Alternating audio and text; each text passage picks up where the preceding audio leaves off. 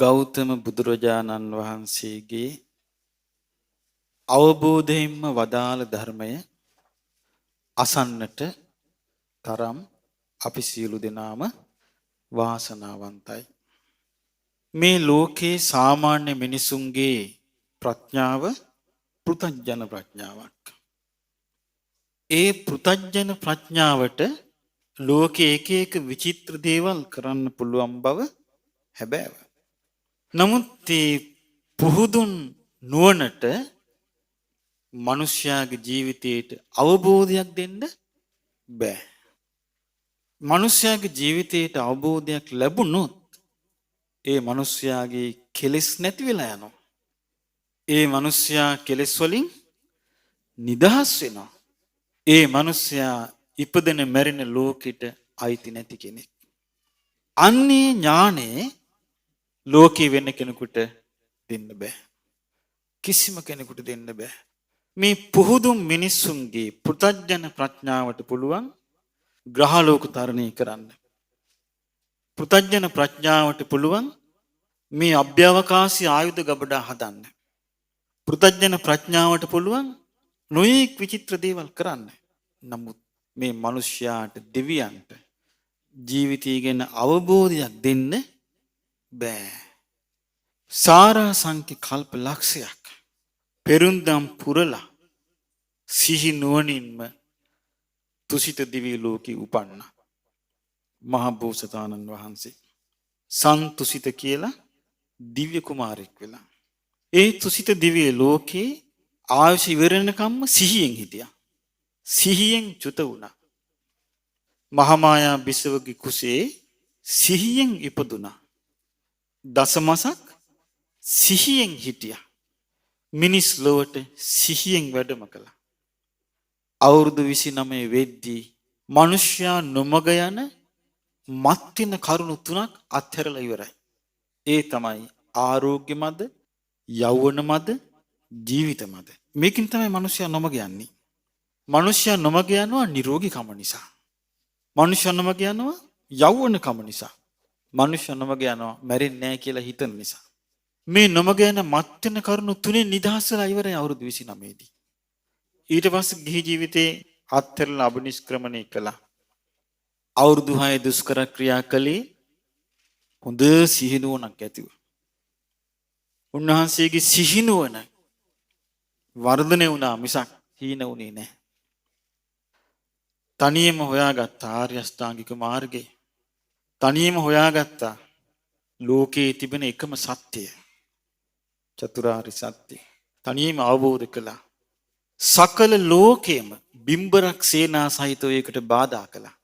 උන්වහන්සේ සියල්ල අභිබවා ජයගෙන දේශනා කරපු ධර්මයක්.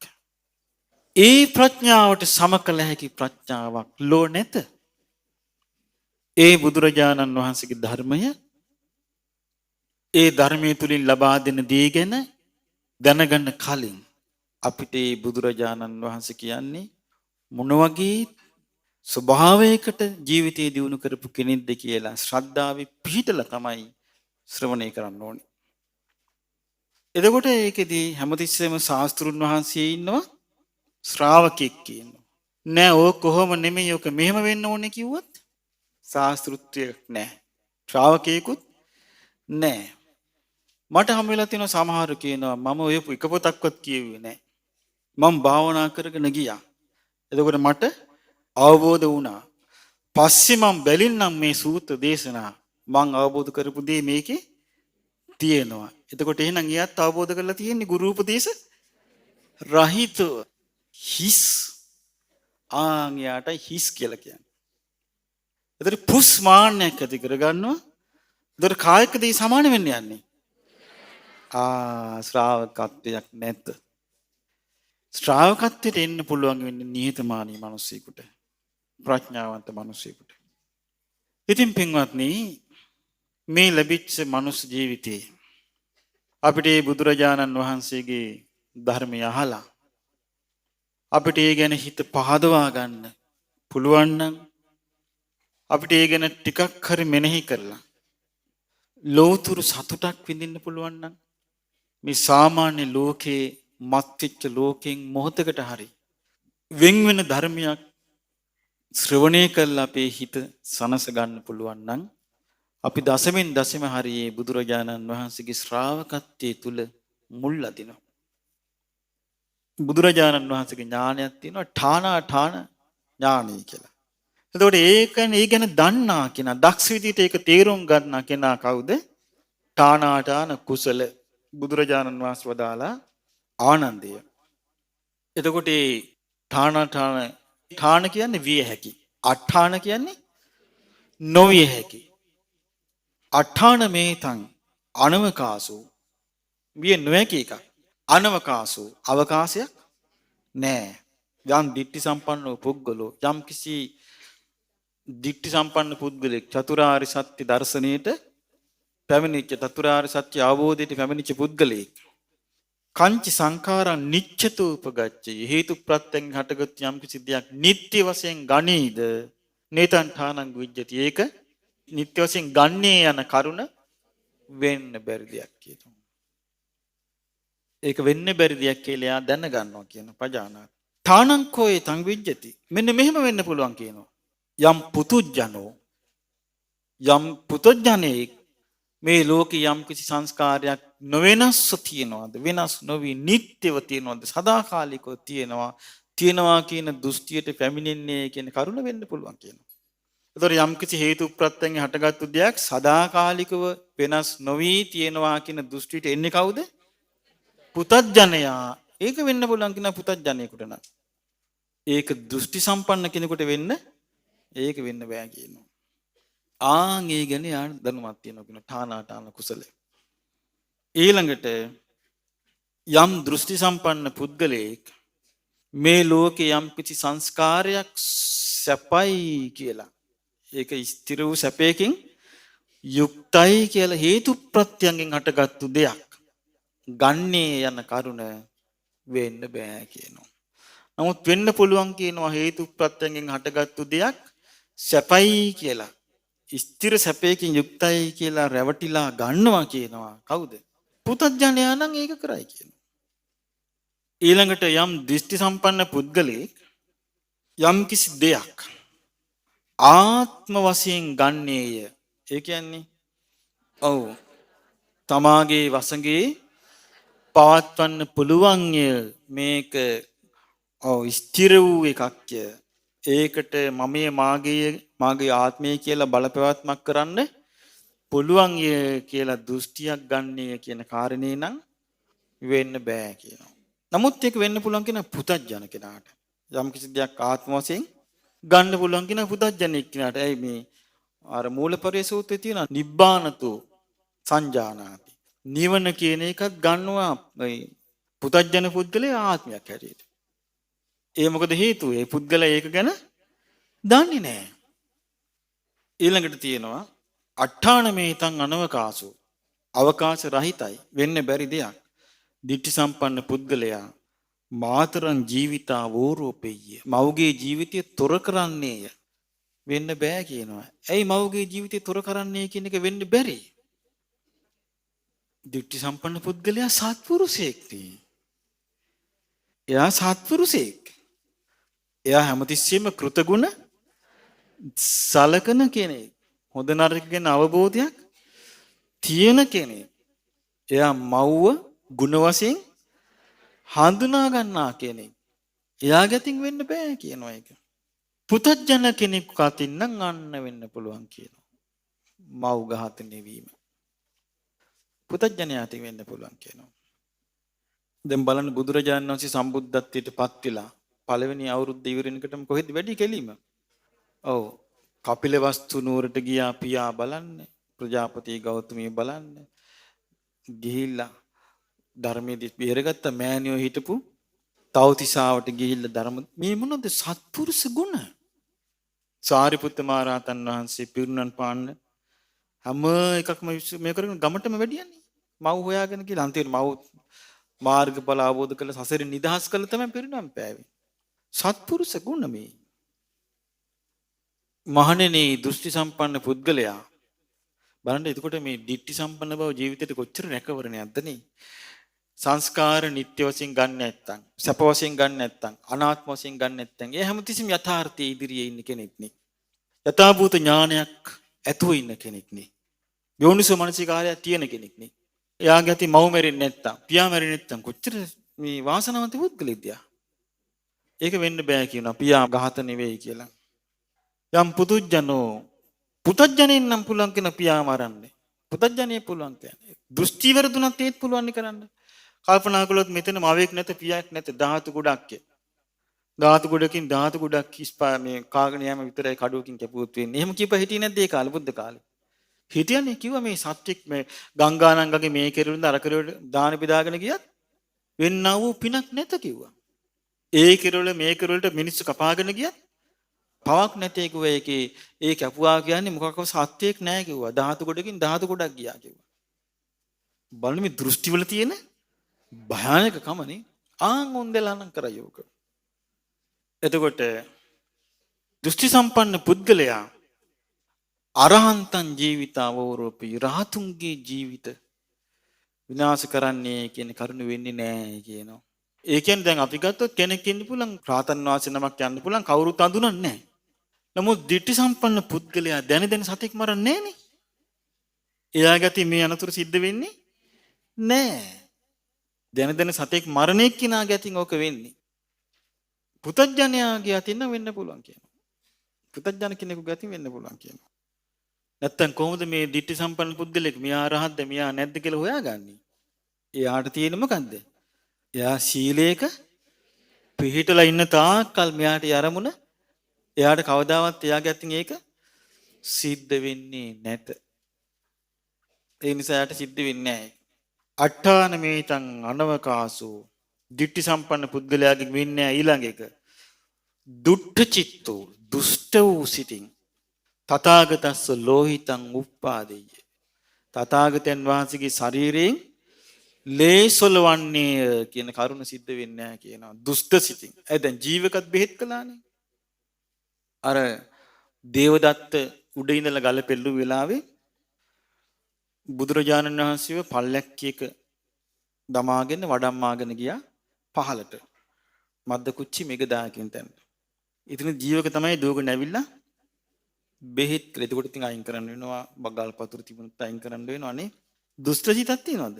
දුෂ්ට සිතින් තථාගතයන් වහන්සේගේ ශරීරයේ ලේ සොලවන්නේ කියන එක වෙන්න බෑ කියනවා. ඇයි වෙන්න බැරි? සද්ධාති තථාගතස්ස බෝධින්. තථාගත බුදුරජාණන් වහන්සේගේ අවබෝධය ගැන ශ්‍රද්ධාව තියෙනවා. ඒ ශ්‍රද්ධාව තියෙනකොට කිසි දවසක යාට ඒක හිතන්නවත් බෑ. හිතන්නවත් බෑ. එතකොට බලන්න නියම රැකවරණේ තියෙන ලෝකේ කාටද? දෘෂ්ටි සම්පන්න පුද්ගලයාට. පුතඥනෝ පුතඥයා කරයි කියනවා. පුතඥයට පුළුවන් කියනවා ලේ හොලවන්න දුෂ්ට සිතින්. දේවදත්ත කළානේ. අට්ඨාන මේතං අනවකාස. මහන්නේ ඒ වගේම අවකාශ නැහැ කියනවා. ditthi සම්පන්න පුද්ගලයා සංගම් බින්දෙය්‍ය. සංඝ භේදය කරන්නේ කියන කාරණේ කිසි දවසක කරන්නේ නැහැ කියනවා යා. ඇයි කරන්නේ නැත්තේ යා? එයාට තියෙනවා සංඝයා කෙරෙහි ගෞරවයක්. සබ්‍රාහ්මචාරින් වහන්සේලා කෙරෙහි දෘෂ්ටි සම්පන්න කෙනාට තියෙන ගෞරවය. එයා දකිනවා සබ්‍රාහ්මචාරින් වහන්සේලාගේ සිල් ගුණ. මාර්ගයේ වඩන්න තියෙන අහිංසක ප්‍රයත්නය දකිනවා, දන්නවා. ඒ කෙරෙහි මෙයාට තියෙනවා පැහැදීමක්. සංඝයා කෙරෙහි අවිච්ඡ ප්‍රසාදයක් තියෙනවා. නොසෙල්ලෙන පැහැදීමක් තියෙනවා. මාර්ගයේ වඩන කෙනා කෙරෙහි එයා කැමති එහෙනම් සංඝයා සමගිව සිටිනවා දකින්නයි. අන්න ditthi සම්පන්න පුද්ගලයාගේ පුතඥයාගේ වෙනස. පුතඥයා මොකද කරන්නේ? පුතඥ භික්ෂුවක් ඉන්න පුළුවන්. පුද්ගලික මති මතාන්තර අරගෙන ඔව් ප්‍රධානත්වය ආසාවෙන් හෝ ભેද බින්න කළා නොයෙක් නිന്ദා පහස කළා සංඝයා බිඳිනවා. එයාට සංඝයා කරේ පැහැදීමක් නැහැ. සංඝයා රකින්නා වූ සිල් ගැන පැහැදීමක් නැහැ. සංඝයා මේ නීවරණ ධර්මයන් දුරු කරන දරන වෙහෙස ගැන පැහැදීමක් නැහැ. ආර්ය සත්‍ය අවබෝධ කරන සංඝයාගේ යොමු ගැන පැහැදීමක් නැහැ. ආන්ගේ පුතඥ නැමැති පුද්ගලයා සංඝයා බිඳින්නේ කියන කරුණ සිද්ධ වෙනවා. බලන්න මේ පුතඥයාගේ තියෙන අනතුර. ඒ අනතුර නැහැ දිට්ඨි සම්පන්න පුද්ගලයාගේ. නමුත් සමාජය තුල කියනවා අනේ අපි පුතඥ. දැන් බලන්න පුතඥ කියන එකේ තියෙන ටයිටල් ටික මේකේ. ඊළඟට තියෙනවා යම් දිට්ඨි සම්පන්න පුද්ගලෝ යම් කිසි දෘෂ්ටි සම්පන්න පුද්ගලයෙක් වෙන ආගමක් අදහන්නේය කියන කරුණ වෙන්න බෑ කියනවා. ඒක වෙන්නේ නැහැ කියනවා. වෙන ශාස්ත්‍රුන් වහන්සේ නමක් අදහා ගනී කියන කරුණ වෙන්න බෑ. පුතඥයෙක් කරයි කියනවා ඒක. පුතඥය කේන්ති ගියාම ආගම මාරු කරනවා. දාන්ට වැඩිනේ අපේ ගෙදරට හාමුදුරු අපිට වැඩක් නැහැ මේ ආගම. අන්න පුතඥය. පත්තරේ කියනවා හාමුදුරු කෙනෙක් මොන හරි වරදක් කළා. අපිට වැඩක් නැහැ ඕගොල්ලෝ. අන්න පුතඥය. දරේ පුතඥයාට මොකද වෙන්නේ? මේ කාගේ හරි මේ හිස් පුද්ගලයෙකුගේ ක්‍රියාවක් දැක ගමන් ශාස්ත්‍රුන් වහන්සේ ගරහනවා. ශාස්ත්‍රුන් වහන්සේගේ ධර්මයක් ගරහනවා. ශ්‍රාවක සංඝයාත් ගරහනවා. තමන්ගේ ගුණධර්මත් ගරහා ගන්නවා. ගරහගෙන මේ පුතඥ පුද්ගලයා වෙන ආගමක් අදහන්න පෙළවෙනවා. බුදුරජාණන් වහන්සේ ඒක පුළුවන්. ඒක වෙන්න පුළුවන් කියනවා. පුතඥයාට ඒක වෙන්න පුළුවන් කියනවා. හැබැයි ඒක වෙන්න බෑ. කාටද? දෘෂ්ටි සම්පන්න ආරි සත්‍ය දර්ශනය තීරුම් ගත්තු අවබෝධ කරගත්තු පුද්ගලයාට නම් ඒක වෙන්න බෑ කියනවා. එතකොට බලන්න මිනිස්සුගේ රැකවරණේ තියෙන්නේ කොතනද? ආරි සත්‍ය දර්ශනයේ අවබෝධය මතයි. එතකොට මිනිස්සුන්ට අපි ආදරේ නම් අනුකම්පා නම් සෙනෙහි තියෙනවා නම් අපි කරන්න ඕනේ කොහොමද? බුදුරජාණන් වහන්සේ දුකයි කියලා දේශනා කරපු ආරි සත්‍ය මෙයයි කියලා පහදා දෙන්න ඕනේ. දුක හට ගැනීම කියලා දේශනා කළ ආර්ය සත්‍ය මෙයයි පහදා දෙන්න ඕනේ. දුක්ඛ නිරෝධය කියලා දේශනා කරපු ආර්ය සත්‍ය මෙයයි. දුක්ඛ නිරෝධ ගාමිනී පටිපදා කියලා දේශනා කරපු ආර්ය සත්‍ය මෙයයි. පටිච්ච සමුප්පාදය මෙයයි. පටිච්චසමුප්පාදේ නිරුද්ධ වීම කියන්නේ මෙයයි. පහදා දෙන්න එයා පහදිනවා. එයාට තේරෙන්න පටන් ගත්තාම බුදුරජාණන් වහන්සේ කෙරෙහි පහදිනවා. බුදුරජාණන් වහන්සේ වදාළ ධර්මයේ කෙරෙහි පහදිනවා. බුදුරජාණන් වහන්සේගේ ශ්‍රාවක සංඝයා කෙරෙහි ඒ පැහැදීම තමා තුලින් ඇති වෙන එකක්. ඒතර මේ පැහැදීම හිමිකාරුව කවුද? තමාම අසවලා පැහැදිලා සිටිනවා. ඒ නිසා මා පැහැදී සිටිමි. හරිද? වැරදි. ඇයි අසවලා කලකිරුණ ගම මමද කලකිරිමි. හරිද එතකොට? වැරදි. ඒතර පැහැදීම කියන එක තියෙනවනේ කොහොමද? ස්වාධීන අවබෝධයක් හැටියට. ස්වාධීන එකක් හැටියට. තමන්ගේ එකක් හැටියට. ඊළඟට බුදුරජාණන් වහන්සේ දේශනා කරනවා අට්ඨානමේතං අනවකාසෝ මහණෙනි වෙන්න බැරිද තවත් දෙයක් තියෙනවා.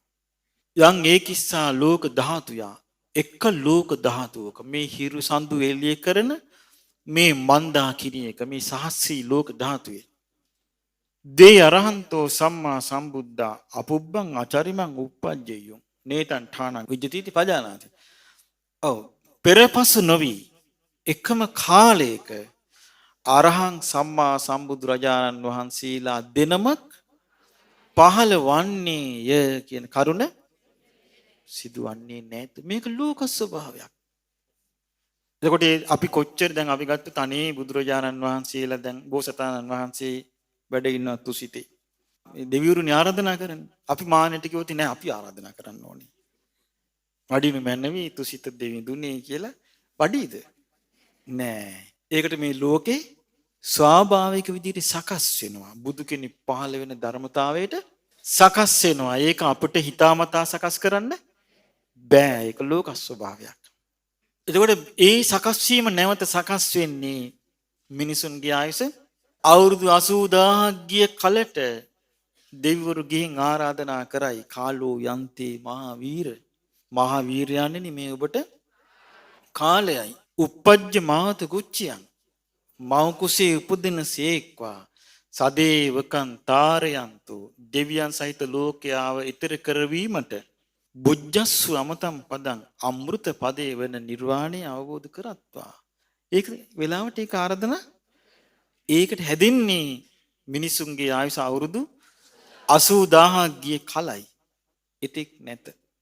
මේ ගෞතම බුදුරජාණන් වහන්සේගේ ශාසනයේ අපි ශ්‍රද්ධාවෙන් යුක්තව කරගන්න දෙයක් විතරයි. නැත්තම් මොකෝවත් නැත. සතර අපායට වැටි යන්න තියෙන්නේ.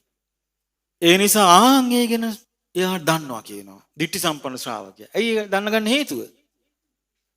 එයා දන්නේ කොහොමද? තථාගතයන් වහන්සේ කියා දීලා තියෙනවා. ශාස්ත්‍රුන් වහන්සේගේ අවබෝධය. ඒ ශාස්ත්‍රුන් වහන්සේ අවබෝධයෙන් කියා දීලා තියෙනවා. මහණෙනි මෙහෙම එකම ලෝක ධාතුක එහෙම දෙන්නෙක් පහළවන්නේ එසේය කියලා ඒ ආකාරයෙන් මියා පිළි අරගෙන දරාගෙන නුවණින් මෙනෙහි කරද්දී එයාට තේරෙනවා ඒ නම් සැබෑවක්මය. ඊළඟට බුදුරජාණන් වහන්සේ දේශනා කරනවා ඒ වගේම තමයි චක්‍රවර්ති රජ කෙනෙක් එකම ලෝක ධාතුවක එකවර පහළවන්නේ නැත. එතකොට බුදුරජාණන් වහන්සේ වගේමයි චක්‍රවර්ති රජුරු කෙනෙකුත් පහළ වෙන්නේ නැහැ. සක්විති රජ කෙනෙක් එතකොට බුදුරජාණන් වහන්සේ නමක් පහළ වෙච්ච කාලෙක සක්විති රජ කෙනෙක් පහළ වෙන්න පුළුවන්. අර චක්කවර්ති සීනාද සූත්‍රයේ තියෙනවා මෛත්‍රී බෝසතාණන් වහන්සේ පහළ වෙන කාලෙ ඉන්න සක්විති රජුරුවත් බුදුරජාණන් වහන්සේ ළඟ පැවිදි වෙනවා කියලා. එතකොට පෙරපසු නොවි පහළ නොවන්නේය. එම් පහළ වෙන්නේ. නේතං ඨානං විජ්ජති. ඒක වෙන්න බැරි දෙයක්. වෙන්න පුළුවන් මොකද්ද? ඒක ලෝක ධාතුවක එක සක්විති රජෙක් උපදිනවා. ඒක ලෝක ධාතුවක එක බුදු කෙනෙක් උපදිනවා. ඊළඟට තියෙනුන තව කාරණයක්. මේක වෙන්න බෑ කියනවා ස්ත්‍රියක්. අරහං සම්මා සම්බුදු කෙනෙක් වෙනවා කියන කරුණ වෙන්නේ නෑ කියනවා. මට මතකයි මම ඔය එක දවසක් මොක මගෙන් ඇහුවා ගෑන් ළමයි පොඩි ළමයි ඉස්කෝලේ ළමයි. වෙන්නම බැරිද කියලා ඇහුවා. කොහෙන් පුළුවන් බලන්න. ඇයි ඒකට හේතුව එහෙම වෙන්න හේතුව මොකද? දැන් මේව දැක්කාට පස්සේ මේ ලෝක ස්වභාවයක් මේ කියන්නේ දැන් බුදු කෙනෙක් නිර්මාණය කළා පහල කරන්නේ වෙන බුදු කෙනෙක් නෙමෙයිනේ. ඒක මේ පාරමී ධර්ම පුරාගෙන යනකොට සත්පුරුෂ උත්තමේ ඒ උත්තමයාගේ පාරමී ධර්ම සම්පූර්ණ වෙන ආකාරයේ මත නිර්මාණය වෙලා යනවා. ඒක හේතුන් නිසා හටගන්න ඵලයක්. ඒක ලෝක ස්වභාවයක්. එතකොට ඒක දන්නේ කවුද? බුදු කෙනෙක් විතරයි දන්නේ ඒ ධර්මතාවය. වෙන කෙනෙක් දන්නේ නැහැ. ඒතර අපිට තියෙන්න ඕනේ බුදුරජාණන් වහන්සේගේ අවබෝධය කෙරෙහි ශ්‍රද්ධාව. ගැටලුවක් නැහැ. ඉතින් මං කිව්වා මේ බුදුරජාණන් වහන්සේ ස්ත්‍රීන්ගේ කමනාපෙන් වදාළ කතාවක්. නමුත් අර මේ ස්ත්‍රී ගැන නිකන් උමුතු වෙලා ඉන්න ඕනේ ස්ත්‍රීවාදය. ස්ත්‍රීවාදය කියලා හදාගෙන මේ පුරුෂාධිපත්‍ය කියලා කතා කරන තුච්ච ස්ත්‍රීන් ඉන්නවා. ඒ ස්ත්‍රීන් මොකද කරන්නේ? මේ වගේ ප්‍රකාශයක් අල්ලගෙන තථාගතයන් වහන්සේට ගරහලා කතා කරනවා. අර පොඩි දරුවෝ ටිකත් ඒකට අවුවෙලා පවුරැස් කරගෙන මරණින් මත්තේ නිරී ස්ත්‍රීත් නොවන පුරුෂත් නොවන නිරී ගිල උපදිනවා. ඉව කරගන්න තමයි ඒවා තියෙන්නේ. ස්ත්‍රීවාද. එතකොට යම් ස්ත්‍රියක් චක්‍රවර්ති රජ කෙනෙක් වෙනවා කියන කරුණත් විය හැකි දෙයක් නොවේ. බුදුරජාණන් වහන්සේ නමක් බවට පත්වීම අනිවාර්යයෙන්ම පුරුෂයෙක්. පුරුෂයෙක් තමයි සම්බුදු කෙනෙක් වෙන්නේ. සක්විති රජ කෙනෙක් වෙන්නේ පුරුෂයෙක්. ඊළඟට සක් දෙමුදු වෙන්නේ.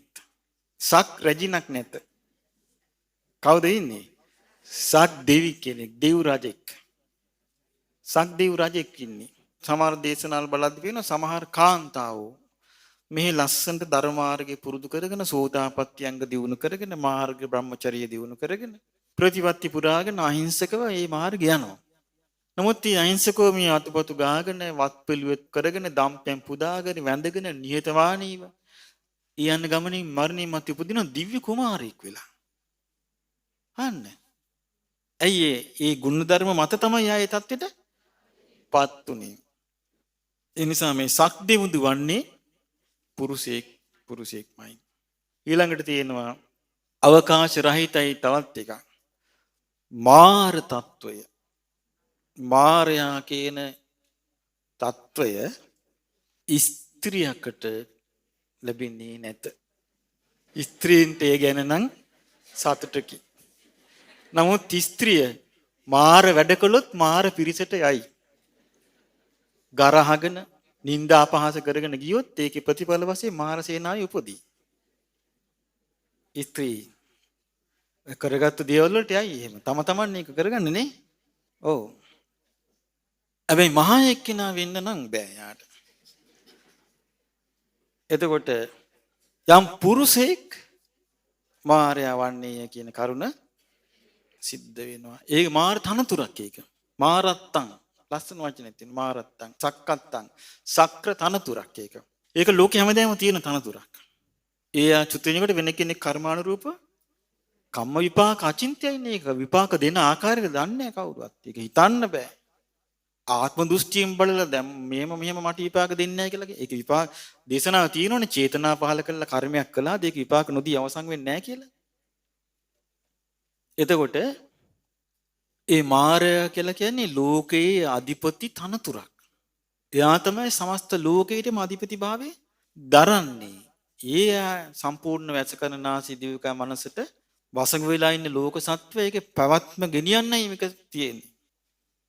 ඊළඟට තියෙනවා ස්ත්‍රියක් බ්‍රහ්ම තනතුරේ. එතකොට මාර වගේම තව තනතුරක් තියෙන ලෝකේ බ්‍රහ්ම කියලා. බ්‍රහ්ම ලෝකයේ අධිපති බව. ඒක ස්ත්‍රියකට කරගන්න ලැබෙන්නේ නැත. යම් පුරිසෝ බ්‍රහ්මත්තං කරයේ බ්‍රහ්ම තත්වයටපත් වෙන්නේ පුරුෂයෙක්මයි. ඊළඟට තියෙනවා බුදුරජාණන් වහන්සේ හරි ලස්සනයි මේ බලන්න මෙන්න මේ විග්‍රහය. ආනන්දේ මේක නම් වෙන්න බෑ කියන මොකද්ද? කයින් යම් දුෂ්චරිතයක යෙදෙනවාද? කාය දුෂ්චරිතයක යෙදෙනවාද? එයින් ඉෂ්ඨකාන්ත මනාප විපාක උපදින්නේ කියන කාරණේ විය නොහැකි දෙයකි. කයින් දුෂ්චරිතයක යෙදෙනවාද? ඒ විපාක අනිෂ්ටයි, අකාන්තයි, අමනාපයි වෙන්න පුළුවන් කියන. වචනයෙන් යම් දුෂ්චරිතයක යෙදෙනවාද? බොරු කියනවාද? කේලම් නිന്ദා අපහාස ගැරහිලි කරනවාද පිරිසිදු පුද්ගලයන්? ඒව මොනවද? ඒවා කිරීම හේතුවෙන් ඉෂ්ඨකාන්ත මනාප විපාක ලැබෙන්නේ කියන එක වෙන්න බෑ. අනිෂ්ඨ අකාන්ත අමනාප විපාක ලැබෙන්නේ කියන එක වෙන්න පුළුවන්. ඊළඟට මනෝ දුෂ්චරිතයේ දෙනවාද? මනසින් දුෂ්චරිතයේ දෙනවාද? එයින් ඉෂ්ඨකාන්ත මනාප විපාක ලැබෙන්නේ කියන කාරණේ වෙන්න බෑ. මනෝ දුෂ්චරිතය තුල අනිෂ්ඨ අකාන්ත අමනාප විපාක ලැබෙන්නේ කියන කාරණේ වෙන්න පුළුවන්. ඊළඟට දේශනා කරන බුදුරජාණන් වහන්සේ කාය සුචරිතය. කාය සුචරිතය කියන්නේ සිල්වත් වාසය කිරීම තුළ අනිෂ්ඨ අකාන්ත අමනාප විපාක උපදින්නේ කියන කාරණේ සිද්ධ වෙන්නේ නැහැ කවදාවත්. කාය සුචරිතෙන් ලැබෙන්නේ ඉෂ්ඨකාන්ත මනාප විපාකයක්මයි යන්න වෙන්න පුළුවන් කියනවා. වචී සුචරිතේ. වචී සුචරිතය කියන්නේ වචනින් සුචරිතයේ යෙදීම. වචනෙන් සුචරිතයේ යෙදීම. වචනෙන් සුචරිතයේ යෙදීම හේතු කරගෙන අනිෂ්ඨ අකාන්ත අමනාප විපාක ලැබෙන්නේ කියන කරුණ වෙන්න බෑ කියනවා. ඉෂ්ඨකාන්ත මනාප විපාක ලබන්නේ කියන එක වෙන්න පුළුවන් කියනවා. ඒ කියන්නේ වචනෙන් යහපත් දේවල් අපි කිව්වොත් ඒකට මොකද්ද කියන්නේ? වචී සුචරිතය. එතකොට ඒකෙන් ඉෂ්ඨකාන්ත මනාප විපාක මිසක් අනිෂ්ඨ අකාන්ත අමනාප විපාක ලැබෙන්නේ නැහැ. මනෝ සුචරිතය. මනසින් සුචරිතයේදීම අනබිජ්ජා, අව්‍යාපාද, සම්මා දිට්ඨි. මනෝ සුචරිතයට අයිති. අනුන්ගේ දේට ආසා නොකිරීම. දේශ, වෛර, ක්‍රෝධ නොකිරීම. ඊර්ෂ්‍යා නොකිරීම. පලි නොගැනීම. මෙය මනෝ සුචරිතය. ඒ සිත් ඇති නොකර ගැනීම. ඊළඟට සම්මා දිට්ඨිය. කර්මඵල විශ්වාස කිරීම. මෙලොව පරලොව විශ්වාස කිරීම. මව්පියන් විශ්වාස කිරීම. ගුණධර්ම විශ්වාස කිරීම. හොඳ නරක විශ්වාස කිරීම. ඒ තුල අනිෂ්ඨාකාන්ත අමනාප විපාක නම් ලැබෙන්නේ නැත. ඉෂ්ට වූ කාන්ත වූ මනාප විපාක ලැබෙන්නේ. අනිත් එක බුදුරජාණන් වහන්සේ වදාලා කාය දුෂ්චරිතයෙන් යුතු කෙනා ඒ හේතුවෙන් සුගතිය උපදින්නේ කියන කාරණේ වෙන්න බෑ. කාය දුෂ්චරිතයෙන් යුක්ත කෙනා ඒ හේතුවෙන් දුගතිය උපදින්න පුළුවන් කියන කාරණේ විය හැකියි. වචී දුෂ්චරිතයෙන් යුක්ත පුද්ගලයා ඒ හේතුවෙන් දුගතිය උපදිනවා කියන කාරණේ වෙන්න පුළුවන්. හැබැයි ඒ හේතුවෙන් සුගතිය උපදිනවා කියන එක සිද්ධ වෙන්නේ නැත. එතකොට වචී දුෂ්චරිතය දෙන පුද්ගලයාට සුගතියක් නැත. කාය දුස්චරිතය දෙන පුද්ගලයාට සුගතියේ උපතක් නැත. මනෝ දුස්චරිතයේ දෙන පුද්ගලයා ඒ හේතුවෙන් සුගතිය උපදිනවා කියන කරුණ සිද්ධ වෙන්න බෑ.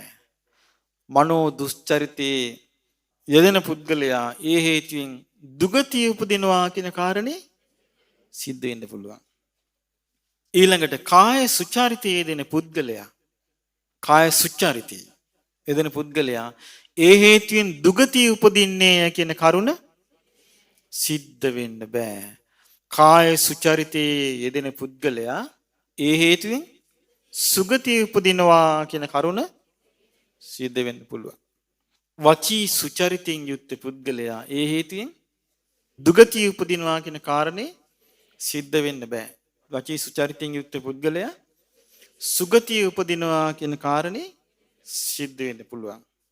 මනෝ සුචරිතයෙන් යුක්ත පුද්ගලයා දුගතිය උපදිනවා, නිරේ උපදිනවා කියන කාරණේ සිද්ධ වෙන්න බෑ, බිය නොහැකි දෙයක්. මනෝ සුචරිතී යුක්ත පුද්ගලයා සුගතියේ උපදිනවා කියන කාරණේ වෙන්න පුළුවන් කියනවා. මෙන්න මේ විය නොහැකි දේ ගැන දන්නා කෙනා. දන්නේද? මේ කාරණේ දන්නේද? එයාට කියනවා ඨාන කුසල. බලන්න එතකොට මේ ගැන බුදුරජාණන් වහන්සේගේ දේශන ආශ්‍රයෙන්ම නේද අපිට මේ ඉගෙන ගන්න තියෙන්නේ. වෙන කිසියම් ක්‍රමයක් මේ ගැන අපිට දැනගන්න නැහැ. ඉතින් බුදුරජාණන් වහන්සේ මේ දේශනාව පෙන්වා වදාළ වෙලාවේ ආනන්ද හාමුදුරුවෝ මේක අහගෙන ඉඳලා උන්වහන්සේ කියනවා අච්චරියම් බන්ති. ස්වාමීනි භාග්‍යතුන් වහන්සේ ආශ්චර්යයි. අභූතම් බන්ති. ස්වාමීනි භාග්‍යතුන් වහන්සේ මේ දේශනාව අద్භූතයි.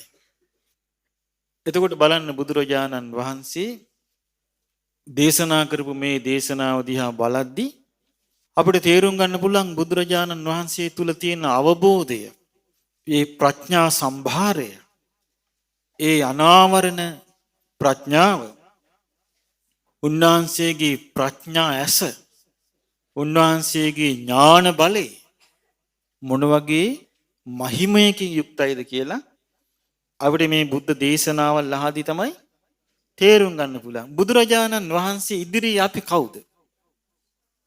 බුදුරජාණන් වහන්සේ තමයි හිරු. අපි කවුද? කලාමැදිරිය නෙමෙයි, අපි හොඳට ඇවිදගෙන යනවා. මේ හිරු පාල වුණාම අපින් එලි විහිද ගන්න කිව්ව තමාරු වැටෙනවා. බුදුරජාණන් වහන්සේ හිරු පායලා ලෝකයේ එළිය කළා. ඇස් තියෙන පුද්ගලයා ඒ හිරු එළියෙන් ලෝ දකින්නවා. අපි කවුද? මිනිස්සු. බුදුරජාණන් වහන්සේ තමයි සූර්යයා. එතකොට අපේ මිනිස් ලෝකය, අපේ මනුෂ්‍ය ලෝකය එළිය කරන්නා වූ සූර්යයා තමයි හිරු මඩල. බුදුරජාණන් වහන්සේගේ ධර්මයෙන් නොතිබෙන්න අපි මොක්කුද? අපේ නම් හිතට හිතිච්ච දේ කියන, කාමයට යට වුණාට පස්සේ එකෙන් ගැලවෙන්න බැරි, ක්‍රෝධයට යට වුණාම එකෙන් ගැලවෙන්න බැරි, බයට යට වුණාම එකෙන් ගැලවෙන්න බැරි, මෝහයට යට වුණාම පස්සේ එකෙන් ගැලවෙන්න බැරි, මදමානයට යට වුණාම එකෙන් ගැලවෙන්න බැරි. එහෙනම් අපි මහා තුච්ච ලෝකයක කොටස්කාරයෝ නේ. ඒකෙන් බේරුනේ බුදුරජාණන් වහන්සේ නැමැති හිරු මඩල අපේ ලෝ එළිය කළ නිසා නොවේද? එහෙනම් බුදුරජාණන් වහන්සේ තමයි අපේ ලෝකයේ එළි කරන හිරු මඩල. ඒ හිරු මඩලේ ආලෝකයේ තමයි බුදුරජාණන් වහන්සේ නැමැති සූර්යයා, ප්‍රඥා ලෝකයේ තමයි අපේ ජීවිතයට අපි ලබා ගන්නෙ. ඒ ප්‍රඥා ලෝකයේ ලබා ගැනීමේ කුසලතාවය අපිට තියෙන්න ඕනේ. එතකොට අපි එක එක්කෙනා අපේ ජීවිතේ ලස්සන කරගන්න. කරුවලේ හිටියොත් අපි කලාමැදිරියෙක් වෙලා තමන්ගේම පස්සේ පැත්ත දල්වාගෙන යන්න පුළුවන්. අන්ධකාරයට මේක මහා විශාල දෙයක් වගේ පෙනේවි. හිරු උදා වුණු කල්හි එබන්දෙක් නැත. ඒ නිසා අපට තියෙන්නේ ගෞතම බුදුරජාණන් වහන්සේ තමයි අපේ ලෝකේ හිරු මඩල.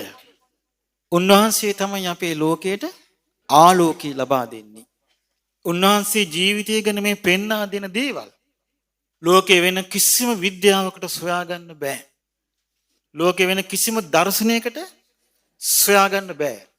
ලෝක කිසිම විද්‍යාඥයෙකුට අහලකටවත් එන්නට බෑ.